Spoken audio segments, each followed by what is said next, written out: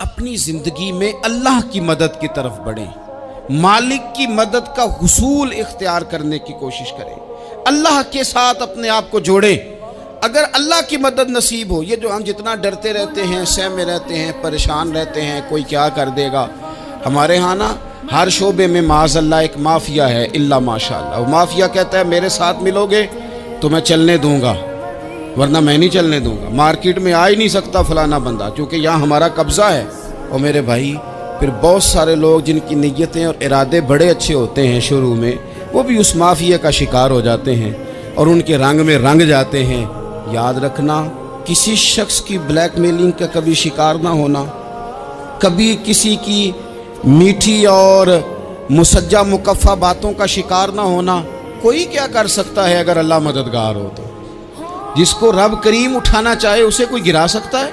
ہم یہ ڈرے ڈرے سہمے پریشان فیصلہ کرنے کی طاقت نہیں، مجھے چلنا چاہیے کہ نہیں، اٹھنا چاہیے کہ نہیں، کرنا چاہیے، اٹھ باندھ کمر کیوں ڈرتا ہے؟ پھر دیکھ خدا کیا کرتا ہے۔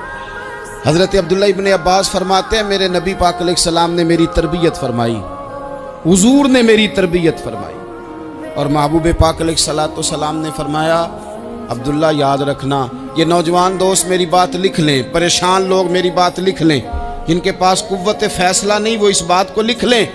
حضرت عبداللہ ابن عباس فرماتے ہیں میرے نبی پاک علیہ السلام نے مجھ سے فرمایا تھا عبداللہ سن، اگر ساری دنیا مل کے تیرا کوئی نفع کرنا چاہے کر نہیں سکتی جب تک میرے رب کی رضا نہ ہو، اور فرمایا ساری دنیا مل کے تیرا کچھ بگاڑنا چاہے تو عبداللہ بگاڑ نہیں سکتی جب تک رب کریم کی حکمت کا تقاضا نہ ہو۔ لوگوں سے ڈرنا، لوگوں کی طرف دیکھنا، ماحول دیکھ کے اپنے راہ کا تعین کرنا، ہر بندے کے خیالات کے مطابق ڈھلنے کی کوشش کرنا، فلانا نہ ناراض ہو جائے، فلانا نہ ناراض ہو جائے، وہ جس نے ہونا ہو جائے، بس رب رسول ناراض نہ ہو۔